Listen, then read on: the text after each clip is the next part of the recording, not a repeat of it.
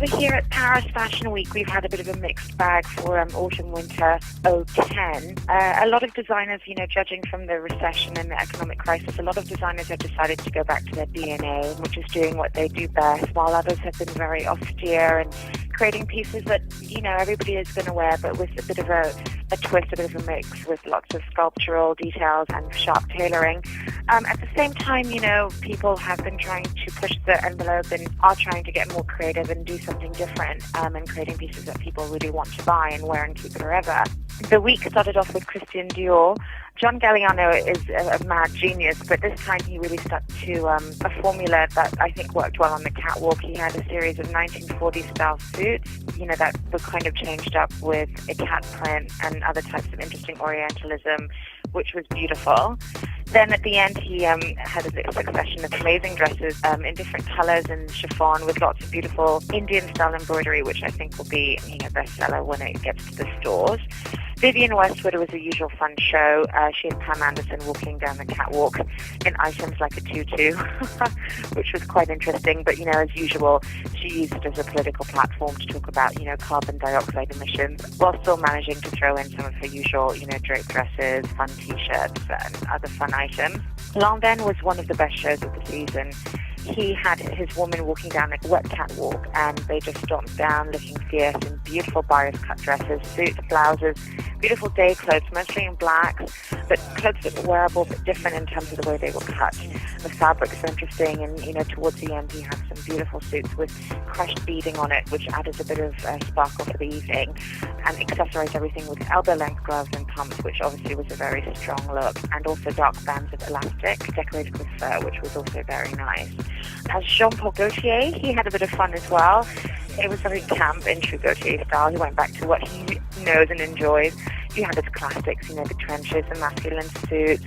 At the end of the show, it was a bit of a dramatic show. The police were there because we had fire demonstrations outside, and at the end, two models took to the catwalk and had a cat fight, which was a lot of fun. But he did play around with motifs like fishnets and put that on dresses and trenches. He had, a beautiful chiffon dress printed with money, which I thought was quite fun and a comment on what's going on right now.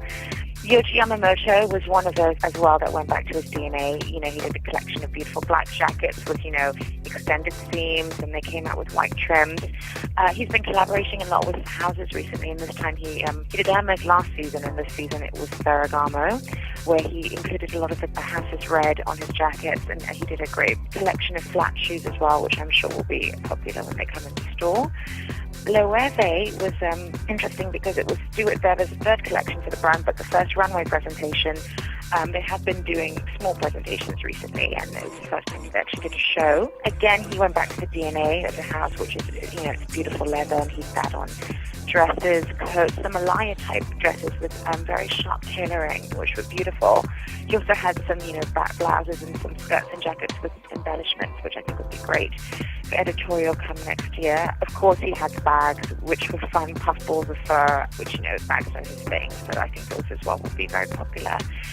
Dries Van Noten, it's always a very interesting show because Dries never does the creative, wild pieces. He just does what he does best, which are wearable clothes. Great silhouettes, he opened up the show and closed the show with tie jackets, and they were just beautiful, simple colors like camel, nude, blues, grays, spiced up a little bit with matte sequin jackets that you can throw on in the day, over your nude trousers, or your button-down shirt.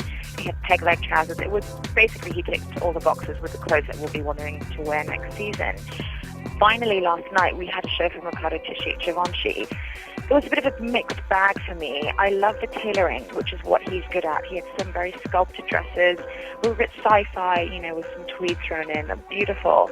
Then he started to throw embellishments on, fur that actually resembled human hair, which wasn't very nice, and covered pearls, and I just think it was a bit messy, but the sculpted dresses were winners. And at the end, he had some beautiful long gowns as well, which the models wore boleros on top that were full of, beautiful couture-type embroideries, which were gorgeous. So I think that will be great as well for next season. This is Divya Hardila reporting from Paris Fashion Week.